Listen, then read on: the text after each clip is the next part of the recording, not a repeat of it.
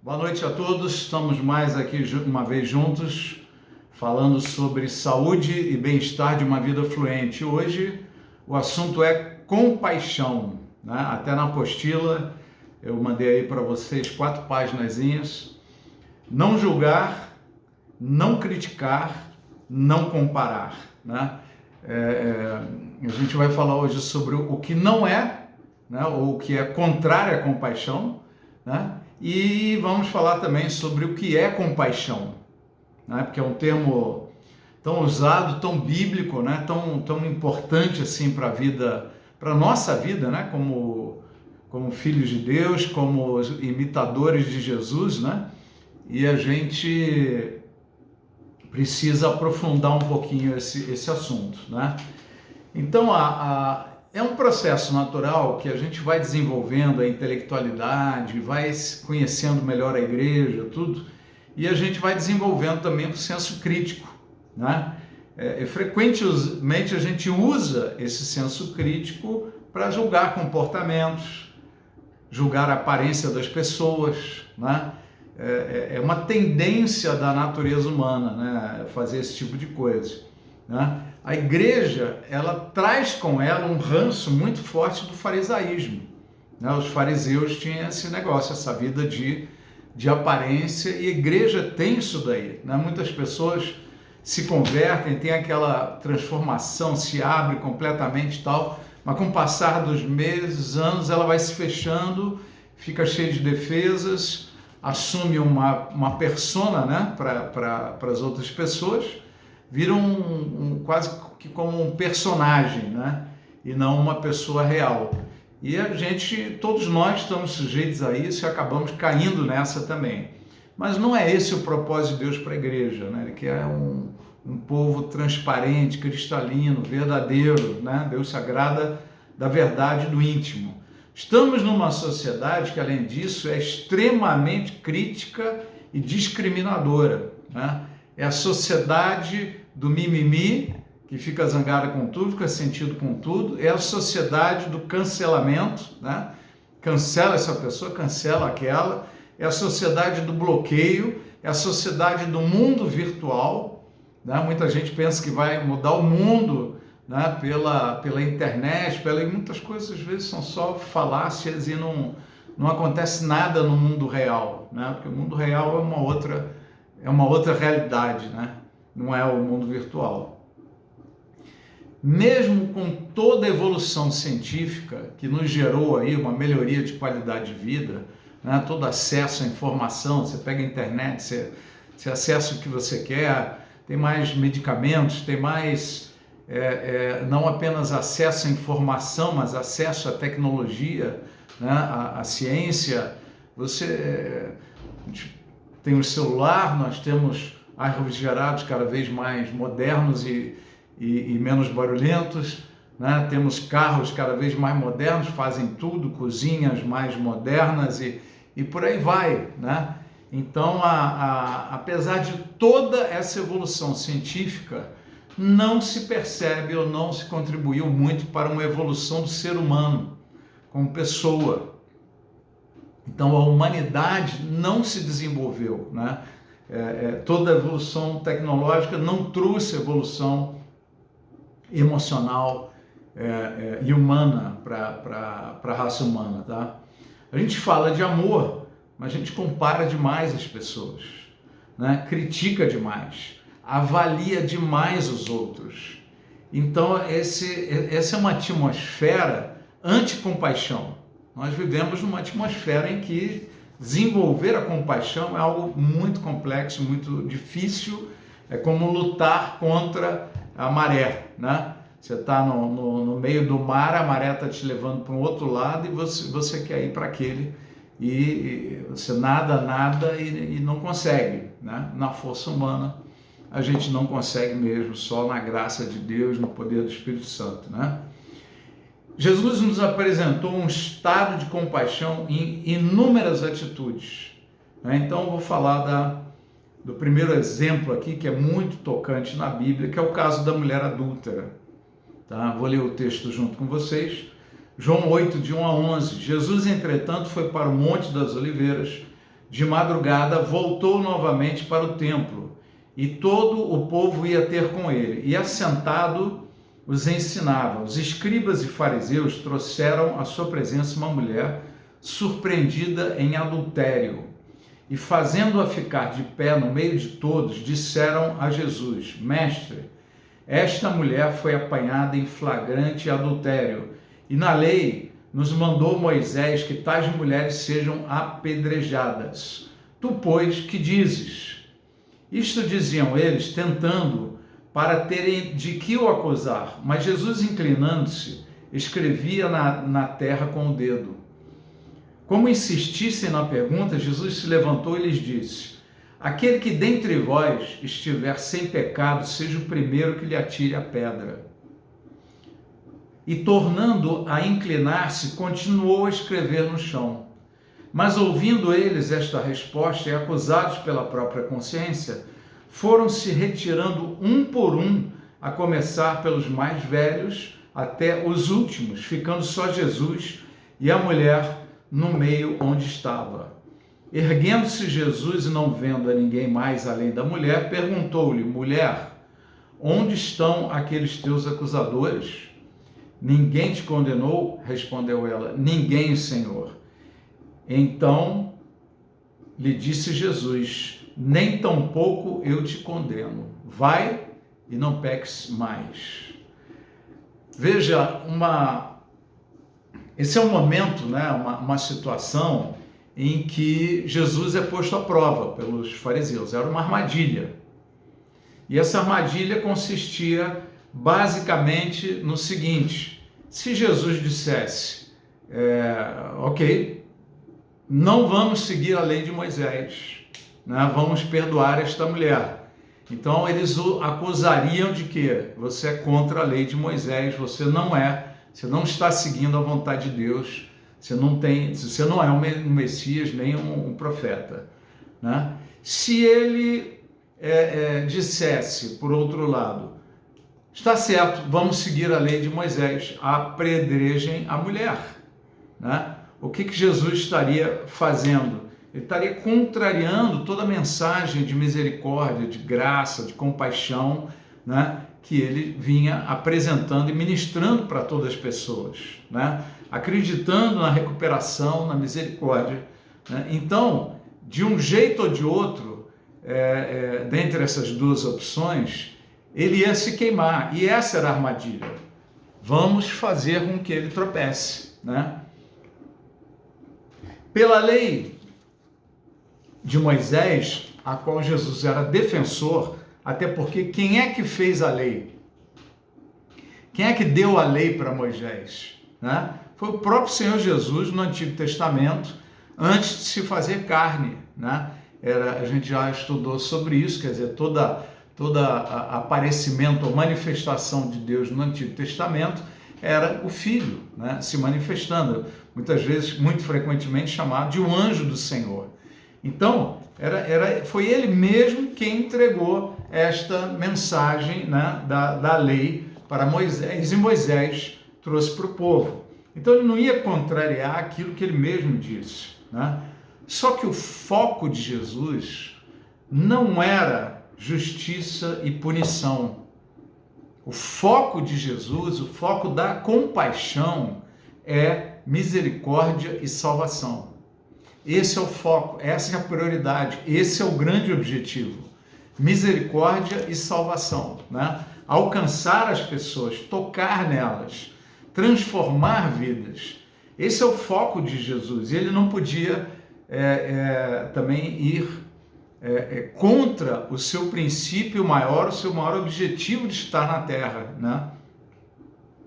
Então veja, em Gálatas 3:24, o apóstolo Paulo nos ensina sobre para que serviu a lei de Moisés, qual era o objetivo desta lei, né? Gálatas 3:24 diz: de maneira que a lei nos serviu de tutor, que quer dizer condutor de crianças, para nos conduzir a Cristo, para que pela fé fôssemos justificados.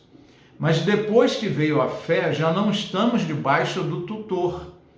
porque todos sois filhos de Deus pela fé em Cristo Jesus. Então o tutor foi para a nossa infância, o tutor é para a criança, né? Israel era muito infantil, eles saíram lá do Egito completamente infantilizados em relação às coisas de Deus. Eles não entendiam as coisas de Deus. E Deus traz uma lei, olha, a santificação, a santidade é um assunto seríssimo. Deus é santo, as coisas de Deus são puras, são limpas, né? O pecado é um assunto gravíssimo e tem seríssimas consequências. Então a lei foi algo para nos incomodar, né? E nos conduzir a Cristo, nos mostrar quem é o Senhor. E desta forma, por que ela nos conduz a Cristo? Porque quando eu entendo a lei, quando eu vejo como Deus é santo, como Deus é puro, como o pecado é ruim, como o pecado destrói todas as coisas, então eu paro, me analiso e falo, bom, desventurado homem que sou, como fala lá Paulo em Romanos 7, no final do capítulo, né? Desventurado homem que sou, quem me livrará do corpo desta morte? Porque eu não faço o bem que eu quero, mas sim o mal que eu não quero, esse eu faço, né? Então, se eu faço o que eu não quero, já não sou quem faz, mas o pecado que habita nos membros do meu corpo, né? Então, Paulo tem essa declaração e fala, quem me livrará do corpo desta morte? Quer dizer, qual era o objetivo da lei? Nos conduzir a Cristo. O objetivo da lei era que a gente conclua, eu preciso de um Messias. Eu não tenho outra saída. Quem me livrará dessa situação? Eu preciso de um Messias. Então o objetivo da lei não era que o homem pudesse cumprir a lei, não. Era mostrar que o homem não cumpre a lei, né? Porque pelas obras da lei, ninguém será justificado diante de Deus, tá? Para nos conduzir a Cristo, para que pela fé fôssemos justificados. Então, quando chegou a fé, nós não estamos mais debaixo desse tutor que é a lei. Saímos debaixo, não estamos debaixo do regimento da lei, né? A gente está agora vivendo pela fé no Filho de Deus que veio aqui nos salvar. Então, mudou o princípio, quer dizer, agora não seguimos mandamentos rígidos e rigorosos, detalhados, não, nós andamos debaixo de princípios, né? E onde está isso na Bíblia? Quando Jesus falou, olha, amar a Deus sobre todas as coisas e o próximo como a si mesmo. Se você cumprir esses dois mandamentos, você cumpriu toda a lei. Então ele está nos ensinando a viver por princípios e guiados pelo Espírito Santo, né? A lei nos mostra santidade e justiça de Deus, nos mostra um padrão de vida muito elevado, tá? E aqui eu já falei sobre essas coisas. Mas veja, quem é Jesus? Ele é a expressão exata do Pai.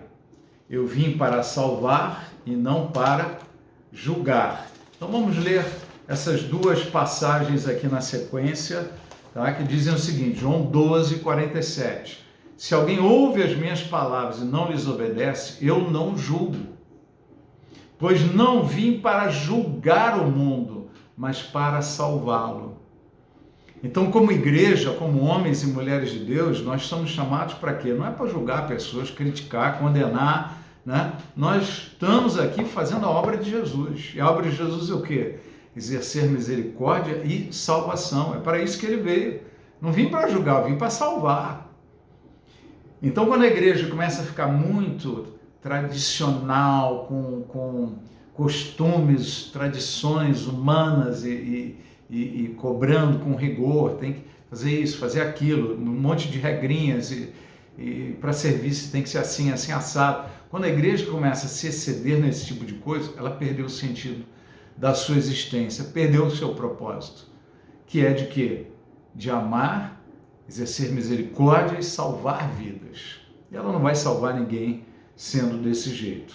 Hebreus 1, de 1 a 3, diz assim, há muito tempo Deus falou muitas vezes de várias maneiras aos nossos antepassados por meio dos profetas. Mas nesses últimos dias falou-nos por meio do Filho, a quem constituiu o herdeiro de todas as coisas, por meio de quem fez o universo. O Filho, preste atenção nisso, o Filho é o resplendor da glória de Deus, a expressão exata do seu ser, sustentando todas as coisas por sua palavra poderosa. Então, como é que o Filho, Jesus, é definido? Ele é a expressão exata do Pai. Jesus disse: ninguém vem ao Pai senão por mim. E em algum momento os discípulos disseram para Jesus: mostra-nos o Pai. E Jesus falou: como mostra-nos o Pai? Vocês estão me vendo esse tempo todo e querem ver o Pai? Quem vê a mim, vê o Pai. E quem vê o Pai, vê a mim. Né? Porque Jesus é a expressão exata do Pai. Então nós não temos um filho misericordioso e um pai duro e com a mão pesada. Não. A revelação de Deus, Pai, Filho e Espírito Santo, veio a ser completa para a humanidade em Jesus Cristo. Ali ele tirou o véu, né? Por isso que o véu se rasgou. Ele tirou o véu e mostrou quem ele é. Então Deus é amor. Deus manifesta compaixão, né, pela humanidade, pelas nossas vidas. Às vezes pensa que Deus está me julgando, está me disciplinando. Nada. Com muita compaixão, Deus está te transformando, está tirando de você suas impurezas, aquilo que está te atrapalhando na vida. Ele está olhando a tua vida como um todo e para onde Ele quer te levar. Né? É segundo o propósito dEle que as coisas acontecem nas nossas vidas. Né? Todas as coisas cooperam para o bem daqueles que amam a Deus, segundo o propósito de Deus. Qual é o propósito de Deus? É o plano que Ele tem para nós, para onde Ele quer nos levar, né? Quem Ele quer que a gente seja, para ser o que Ele nos criou e que planos Deus tem para nós. Então, as lutas, as dificuldades, os aparentes obstáculos que estão diante de nós, estão nos empurrando para o propósito de Deus. Com muita compaixão, o Senhor Jesus faz essas coisas nas nossas vidas. Então, ok. Quando Jesus disse: aquele que não tem pecado, atire a primeira pedra na mulher adúltera, ele mostrou algumas coisas muito importantes, né? A primeira é que nós não estamos qualificados para julgar, condenar e punir.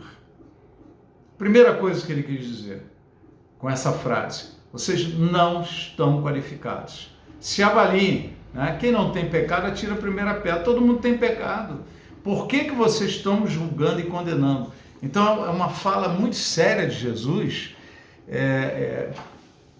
em que ele está dizendo o seguinte: olha, vocês estão vivendo um estado de sofrimento, porque vocês julgam, vocês condenam, né? Vocês comparam, e isso está destruindo vocês. Esse estilo de vida é um estilo de sofrimento, tá? Podemos viver num estado de compaixão ou num estado de sofrimento. Se a gente está em um, não está no outro. Se está no outro, não está em um. Então, esse estado de sofrimento, porque condenar os outros, julgar, punir, isso nos traz sofrimento. É o sofrimento da mágoa, o sofrimento da vingança, tudo isso traz dor e não resolve as dores. A dor continua, a dor aumenta, a dor se intensifica, ela se expande, né? Ela se multiplica. Tá? No estado de compaixão, nós olhamos uns para os outros, né? Olhamos com os olhos do outro. Buscamos entender por que a pessoa age assim. Veja, cada ponto de vista é uma visão de um outro ponto. Né? Se eu estou num ângulo, eu enxergo uma visão, né? Por exemplo, vamos dizer que você veja uma casa e a lateral dela é horrível, mas você está vendo a fachada, e a fachada é linda.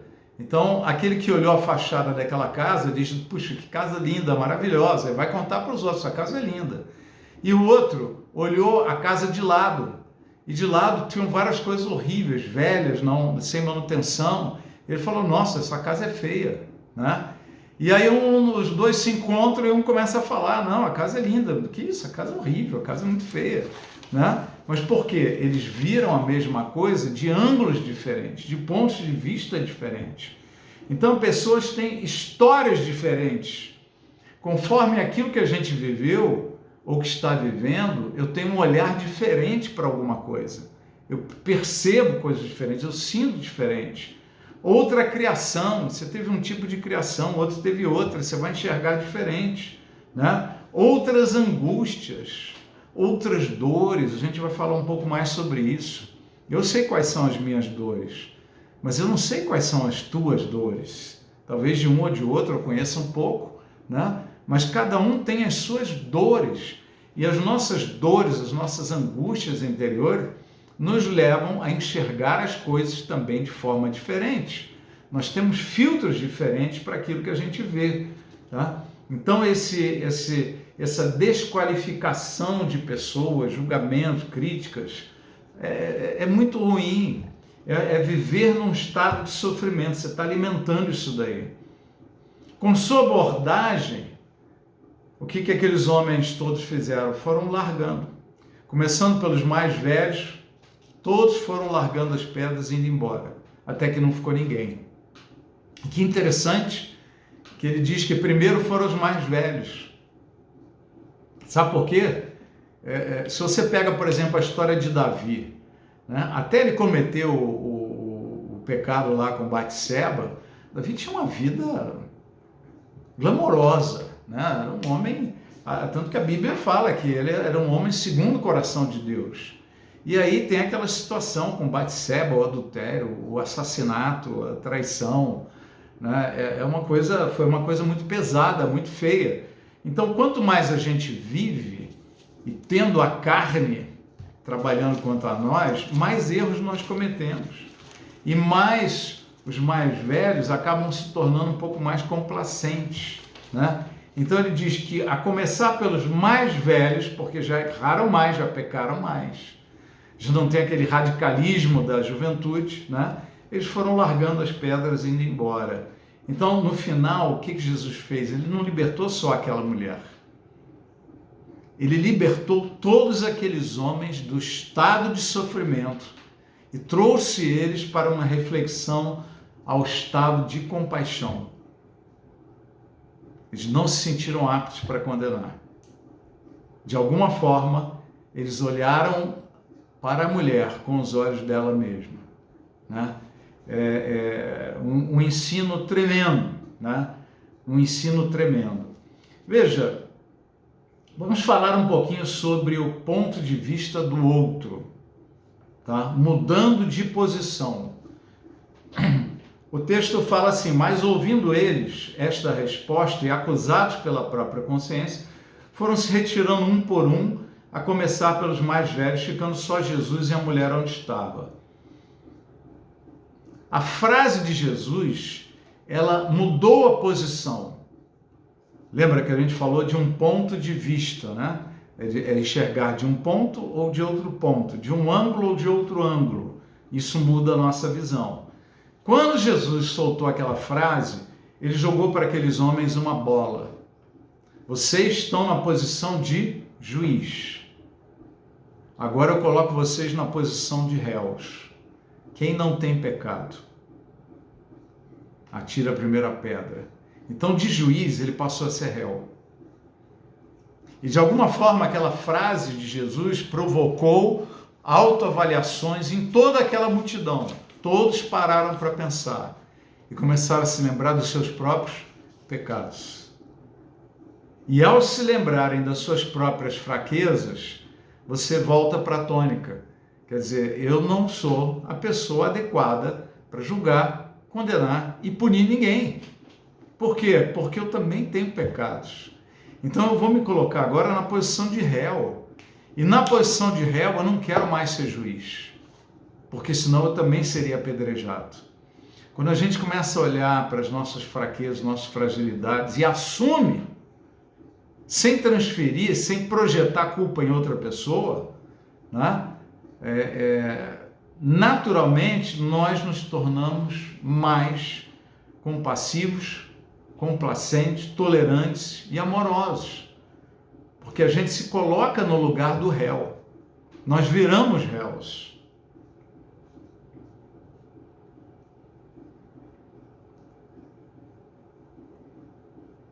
Entramos no estado de compaixão quando nos colocamos na posição do outro. Bons relacionamentos são alimentados e fortalecidos pelo espírito de compaixão. Bons relacionamentos, amizades, né? Tem coisas que alguém falou, fez isso, nossa, que coisa horrível, que absurdo. Mas quando é aquela pessoa que você gosta muito, você conhece, você ama, fala, nossa, eu fiz isso, puxa vida, mas que coisa, e agora? Né? É um pesar diferente, é uma absorção você está sofrendo junto com aquela pessoa, né? Você não está na posição de condenar, você se colocou do lado. Caramba, como é que você fez isso? Mas e agora? E como é que vai resolver essa história? Né? É outra posição, a gente se coloca junto. Casamentos, amizades, sociedades, parcerias são salvas quando nos colocamos no lugar do outro e nos permitimos viver no estado de compaixão, que é o que Jesus quer para nós. Estado de compaixão não é um estado de libertinagem, é importante chamar a atenção sobre isso, né? Jesus termina esse texto com a seguinte frase, né? Ninguém te condena, onde estão seus acusadores? Ela falou, ninguém, não tem mais ninguém aqui. E Jesus fala para ela, nem eu tampouco te condeno. Se ele não jogasse essa última frase, ele estaria abrindo um precedente que poderia gerar em todos nós, ou na igreja em geral, nas pessoas que leem a Bíblia, repetem textos de Jesus, alguns até tudo errado, né? Porque falam sem conhecimento, mas poderia gerar uma sensação de que vale tudo. Não, vale tudo, Deus é amor, vale tudo. Mas o que ele fala para a mulher? Nem eu tampouco te condeno. Vai e não peques mais. Então nós somos chamados à pureza, a uma vida limpa, uma vida de pecado. Quer dizer, Jesus não nos condena. Vai e não peque mais, né? Vai e busca fazer o correto. Se aperfeiçoa, né? Vença, lute contra o pecado. Eu estou contigo, o poder do Espírito Santo está dentro de você. Você pode lutar e vencer o pecado. Então, é essa a posição do Senhor, tá? Bom, uma outra coisa importante nesse assunto aqui. Eu sou único. Você é única. Até a sua impressão digital, o desenhozinho que está aqui no teu dedo, as ranhuras, é diferente de todas as 8, 9 bilhões de pessoas que existem na humanidade. E um número muito maior do que esse de que já existiu na humanidade. Deus nos faz de tal forma únicos, diferentes uns dos outros, que a gente não tem que ficar se comparando. A história que Deus tem para a tua vida é com você. A história que Deus tem para o seu vizinho é com ele. Com cada um de nós, ele tem uma história. Às vezes a gente quer comparar, quer imitar. A igreja gosta de imitar, uma igreja. Então, célula, todo mundo faz célula. É G12, todo mundo faz G12. Não, célula não tem nada a ver com Deus, daí todo mundo para de fazer célula, né? O negócio é evangelismo na rua, não, o negócio é fazer jantar, não, o negócio são ações sociais. Gente, cada um tem um chamado de Deus. Nós não temos que nos comparar. Olha, a igreja certa tem que ser assim, assim, assado. Não, essa é a tua visão. É o teu ponto de vista e é o que Deus está te falando provavelmente, mas não quer dizer que seja a visão de Deus para todo mundo, né? Lembra que existe uma multiforme sabedoria de Deus sendo revelada e manifesta através da igreja. Então sai dessa de comparação, dizer que o teu padrão é melhor, é assim que tem que ser uma igreja. Então, para você, fica lá, congregue lá, monte essa igreja, estruture ela dessa forma.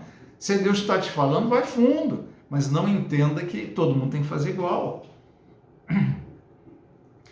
Quando tem um texto muito legal na Bíblia, mais próximo dos últimos dias de Jesus, antes da cruz, Em João 21:18 fala assim: digo-lhe a verdade, quando você era mais jovem, vestia-se e ia para onde queria, mas quando for velho, estenderá as mãos e outra pessoa o vestirá e o levará para onde você não deseja ir.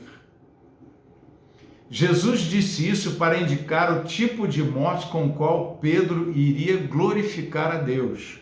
A gente sabe que Pedro morreu crucificado, né? E a história narra que ele pediu para crucificar de cabeça para baixo.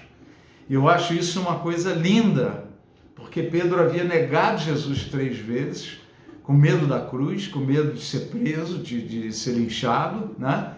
E Deus dá a ele lá na frente uma nova oportunidade.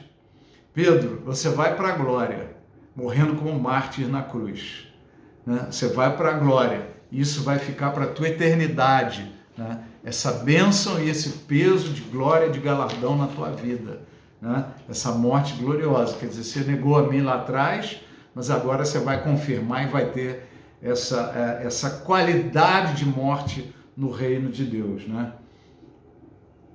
Então, e então lhe disse, siga-me. Pedro voltou-se e viu que o discípulo a quem Jesus amava os seguia.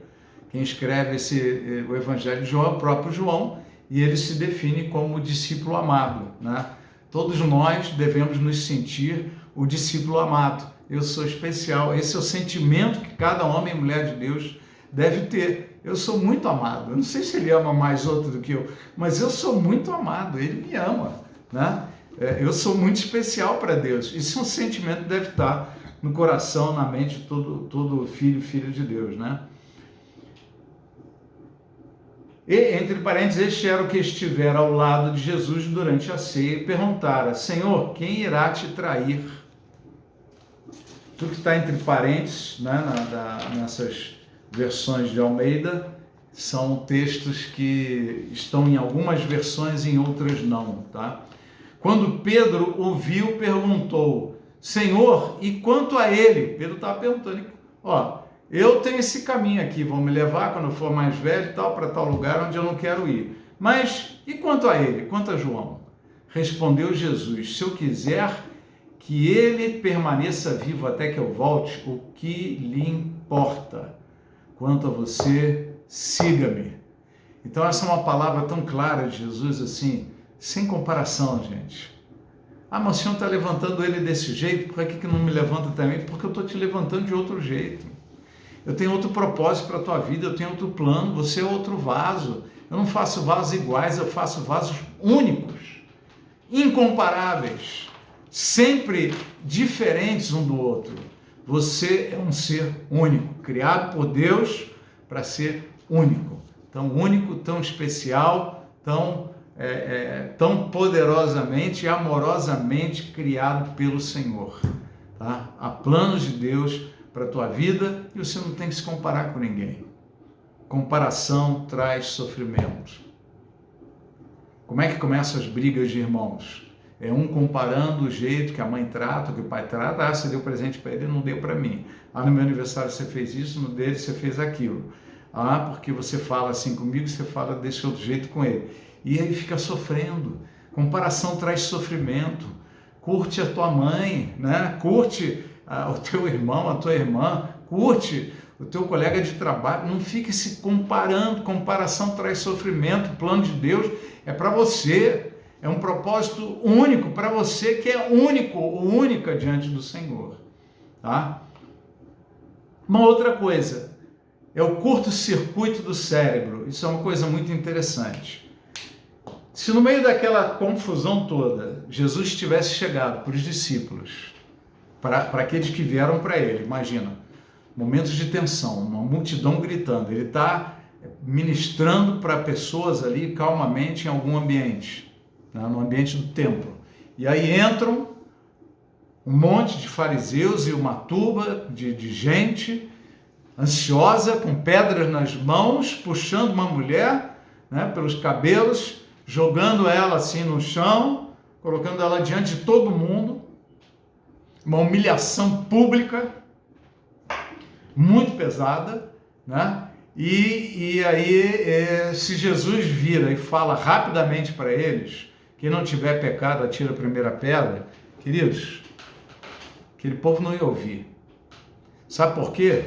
Existem estudos muito claros, vocês talvez já tenham assistido um filme, O Dia de Fúria, tá? O cara nunca tinha feito atos de violência, naquele dia ele pirou. Teve um dia de fúria, matou um monte de gente, comprou arma, enlouqueceu completamente. Isso não é uma coisa... todos nós estamos sujeitos a um dia de fúria, talvez não tão furioso quanto aquele furioso e enlouquecido homem, né, do filme, mas alguns às vezes até mais. Mas a gente está sujeito. Quando nós temos esse clique de chutou o pau da barraca, não quero mais saber, você surtou de tal forma que existe uma região do cérebro que é entendida e é conhecida como uma região que nos dá a lucidez, o bom senso. Não faz isso que vai dar mal, né? É aquilo que te convence a parar quando você está pronto para fazer uma besteira grande, você tem aquele negócio. Quando a pessoa entra num estado desse de surto, o que acontece? Você restringe em 95% a capacidade de movimentação e de fluência de energia daquela região do seu cérebro. Ou seja, você jogou 95%, você bloqueou ou restringiu 95% da tua lucidez e bom senso. Da sua capacidade de dizer, vai dar ruim, melhor não. Você bloqueia, ela fica restrita. Então, quando a pessoa está naquele estado, ela tende a fazer grandes besteiras. Por quê? Porque a lucidez e o bom senso está lá restringido. Não há irrigação, não há oxigenação celular, né? E a gente não age com clareza, né? A gente age com loucura, tá? Então, se Jesus falasse, olha, quem não tiver pecado atira a primeira pedra, num estado de excitação, de nervosismo, né, da multidão querendo matar uma mulher com pedras na mão, né? Então Jesus ele fica lá, nem olha para eles e fica escrevendo no chão. Alguns dão interpretação, né? Ele estava escrevendo os pecados de cada um. Gente, ele não é o acusador. Jesus não é o acusador dos santos. Tá? Hoje sabe-se que quando a pessoa está fazendo alguma coisa, está num estado de surto, e você surpreende ela com alguma outra coisa, o cérebro entra em loop, tentando registrar aquela coisa estranha, diferente, e a pessoa sai do surto por causa disso. Tá? Então, por exemplo, eu já citei em outras mensagens, quando o cara pegou a mulher em traição, estava no motel com um amigo dele, conhecido, e ele estava lá, eles vão sair de lá, vão matar os dois, que eu vou, não sei o que e tal, indignado. E aí você chega para ele e fala, mas isso é maravilhoso que aconteceu isso. E aí ele está lá naquele negócio, isso é maravilhoso, a frase entra de repente na cabeça dele, ele para assim e fica tentando compreender a lógica daquele negócio, e aí ele vai perguntando, como assim maravilhoso? Né? E aí você explica, por exemplo, vocês estavam péssimos, você já tinha traído a sua mulher, e talvez uma situação dessa agora pode ser a oportunidade de vocês salvarem o casamento, começarem uma nova história, porque vocês tinham que oficializar a destruição do que já estava destruído. Então, uma oportunidade de agora vamos consertar esse negócio ou vamos acabar de vez, né? Então, isso é maravilhoso e tal. E o cara sai do surto, né? Uma vez num voo, o voo começou a dar umas térmicas, um pavor, gente gritando dentro do avião, tudo, e um marmanjo do meu lado, maior do que eu, começou a dar gritinho e dizer, vamos morrer, ele estava gritando mais que todo mundo, começou a assustar todo mundo, e ninguém conseguia fazer ele ficar quieto. Calma, rapaz, calma, fica não sei o quê. E eu cheguei para tirar ele do surto e dei um tapa nele, na bochecha. Não foi um tapa fraco, não foi forte o suficiente para causar uma lesão pesada nele, coisa assim, ficou com a bochecha vermelha, né? E eu dei um tapa, falei, calma, rapaz, seja homem, fica calmo. Você está assustando todo mundo aqui. E aquele tapa, ele ficou lá tentando registrar o tapa que ele tinha tomado e saiu do surto. Depois ele agradeceu, ele falou, pô, obrigado, você me tirou daquela situação, eu estava realmente alucinado, né? Então, Jesus faz um negócio totalmente inesperado. No meio daquela multidão, aquela turba, a lei de Moisés manda apedrejar a mulher, e aí, o que você me diz? Né? E Jesus nem olha para eles, ele fica escrevendo na areia, calmamente lá. E imagina aquela multidão nervosa, ansiosa, agitada, surtada, né? Com pedras nas mãos, vê Jesus não responder, ficar quieto, olhando para o chão, desenhando. Ele tirou todo mundo do surto, tá? Ele deu um curto-circuito no cérebro, tirou as pessoas do surto. Primeiro baixa a bola.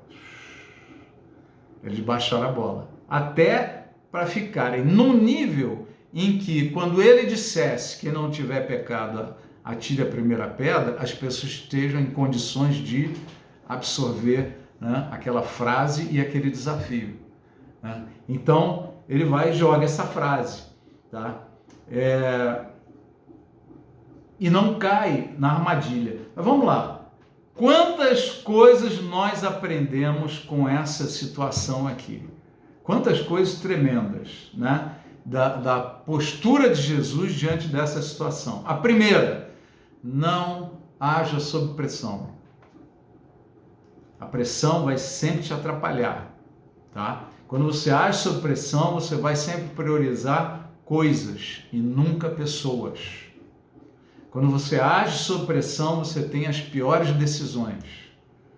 Nossa capacidade, a gente, sob pressão, muitas vezes nós estamos naquele estado de restringir aquela nossa a região do cérebro que traz a lucidez, o bom senso, né? É que diz calma, muita calma nessa hora, que diz não faz assim, né? Não busque respostas prontas, né? Esse primeiro item aqui. Se acalme, reflita primeiro. Não haja sob pressão. Segundo, não se deixe levar pela atmosfera do ambiente. O ambiente está numa atmosfera, né? O que essa frase seria muito boa para aqueles que estavam lá Nossa, me escapou a data, no dia da invasão lá dos três poderes, né? As pessoas estavam lá e aquela atmosfera, aquele ambiente começou a invadir, vamos tomar o poder, vamos fazer isso, já se empolgando e se indo. Não se deixe levar pela atmosfera do ambiente. Quem foi sábio naquele momento saiu fora, né? Não entrou em lugar nenhum, não vou entrar aqui dentro, né? E se você não entrar, ninguém pode provar que você entrou. Então a lucidez, né? Não se deixe levar pela atmosfera, se equilibre antes de decidir ou falar. Não entra no ambiente, né?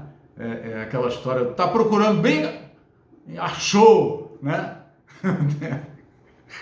Tava querendo briga? Achou, né? Você entrou no ambiente, você entrou na atmosfera. Terceiro, nunca se limite às alternativas apresentadas. Eles deram para Jesus duas alternativas. Ou apedreja a mulher, ou contraria a lei de Moisés. Jesus abraçou uma das duas alternativas? Nenhuma das duas.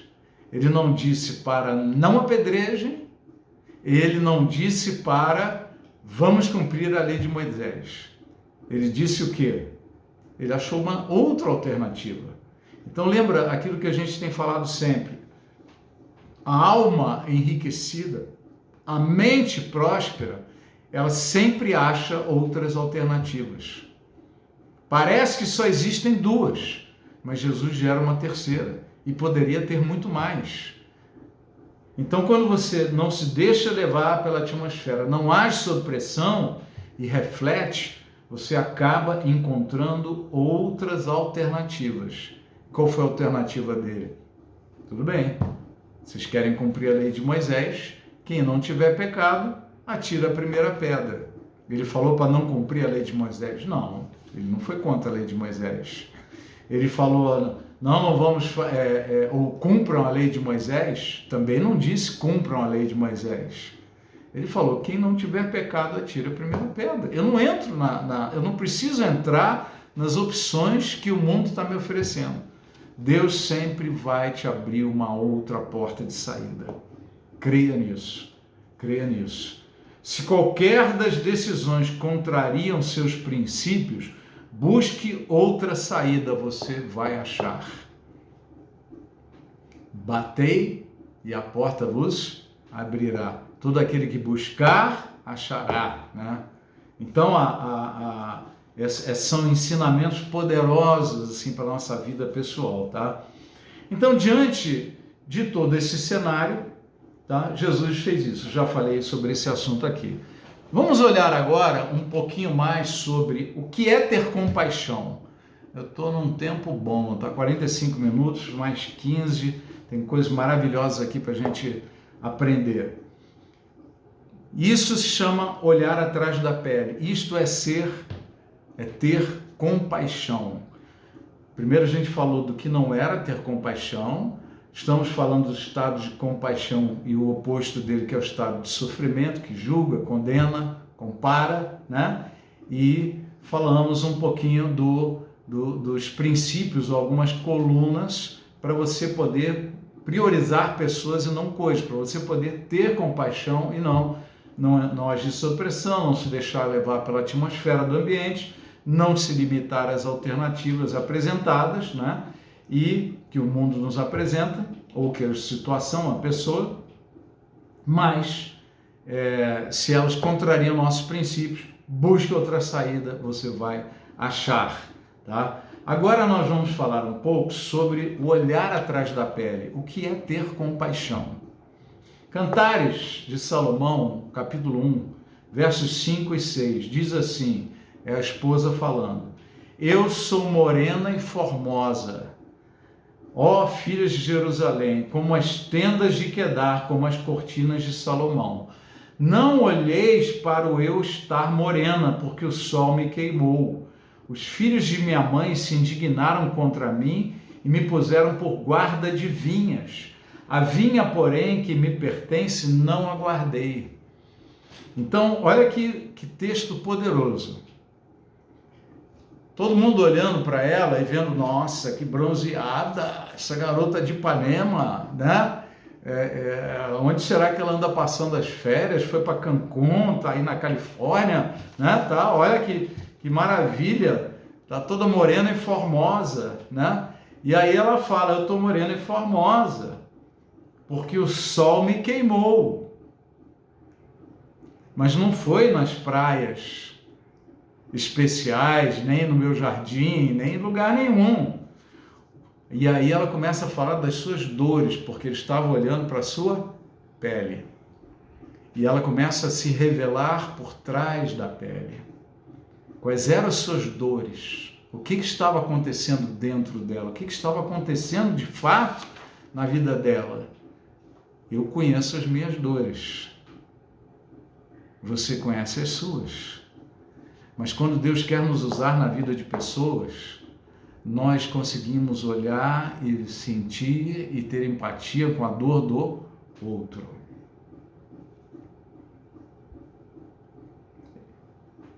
Ela estava morena e formosa, mas isso era só aparência externa. A mulher interior estava por trás da pele, por dentro.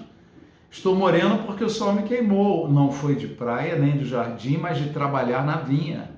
Não da minha vinha, mas na de meus irmãos. Não por vontade própria, mas por ser forçada a isso. Quer dizer, ela foi forçada pelos irmãos.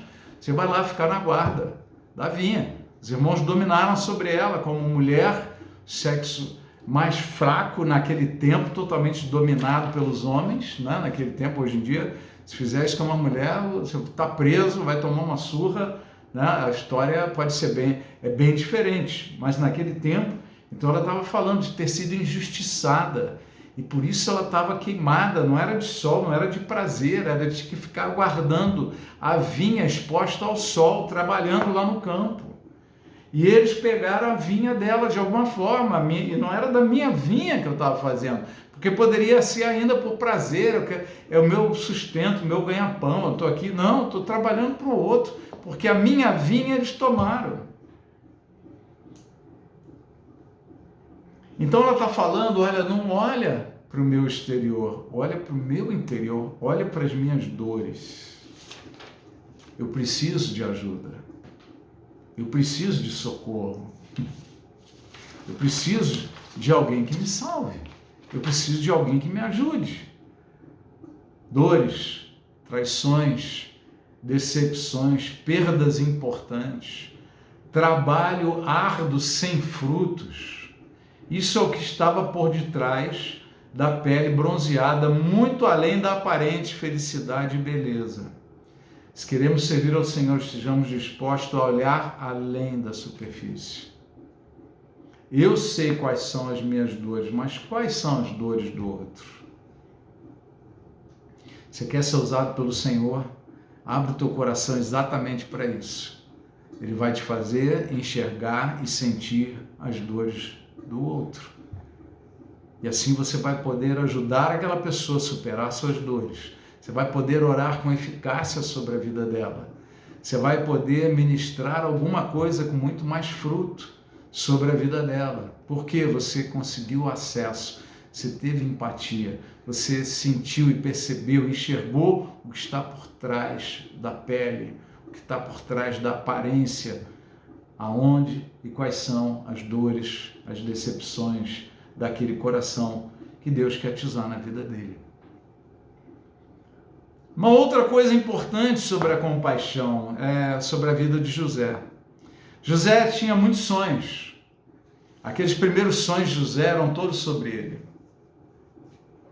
Se lembra dos feixes se inclinando diante dele? O sol e a lua o sol, a lua e as estrelas se inclinando diante dele. Eram sonhos para José. José foi extremamente fiel a Deus. Ele confiava, ele era crente, era fiel a Deus, ele estava lá. Mas sabe quando é que a vida dele começou a fluir? Quando ele começou a sonhar para os outros. Ele começou a desvendar sonhos de outros. Quando os sonhos dele, a revelação, o dom de revelação que ele tinha, se voltou para fora. Né? A vida do cozinheiro e do copeiro, depois daquele sonho sobre os 7 anos e por aí vai. Quando nós começamos a sonhar para os outros, a nossa vida começa a fluir. Ministério que só tem sonhos para si mesmo, o meu ministério, o meu chamado, eu quero fazer uma igreja assim, que eu vou fazer isso e aquilo. Parece que é para os outros, mas está muito mais focado em si próprio. Quando os nossos sonhos deixam de ser para nós, porque Deus está me usando, porque eu estou fazendo, e começam a ser para os outros, nosso ministério vai crescer e fluir com muito mais eficácia, graça e poder de Deus. Sonhe para os outros, menos para você e mais para os outros. Né? A Bíblia diz o que sobre os dons espirituais? Que os dons não são para edificação própria, a não ser o dom de línguas. Todos os outros dons são para a edificação da igreja. Tá? Então não é para a gente, é para a igreja, é para o outro, é para o próximo, é para edificar os outros. Então aquele talento, aquela graça, aquela unção que Deus está colocando na tua vida é para outro. Você é um canal que Deus está usando e quer usar com muita graça, com muito amor, quer fluir através de você. Mas para fluir através de você, compaixão é sonhar para os outros. Compaixão é olhar além da pele. Compaixão. E mais uma coisinha, uma historinha que eu queria contar para falar um pouco de compaixão. É uma historinha, tá? Uma metáfora bíblica. Sabe aquele jumentinho, que a Bíblia não diz o nome dele, que um dia os discípulos chegaram lá, né? E Jesus falou, olha, pega lá em tal lugar, vai ter um jumento amarrado, vocês pegam ele, tragam. porque eu preciso dele. E eles foram lá, e aí os donos do jumento perguntaram: peraí, por que você está pegando o jumento? Esse jumento é nosso, né? Por que você está pegando ele? E eles só disseram o que Jesus disse para eles falarem: o Senhor precisa dele. E aí eles disseram: amém. Pode levar, o Senhor precisa dele. E levaram o jumentinho, porque o Senhor precisava dele. E o jumentinho carregou Jesus, entrando em Jerusalém. E nesse dia que ele foi carregar Jesus, a multidão aclamou, abriu passagem, jogou flores, né, cantou, adorou, né, louvou, elogiou. Todo mundo olhava para eles, né, e ele sentiu o máximo naquilo ali. O jumentinho depois voltou para casa e foi contar para a família dele.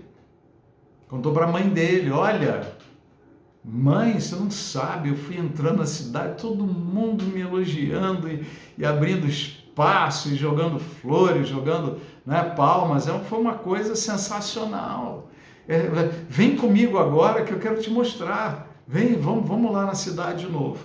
E aí ele foi.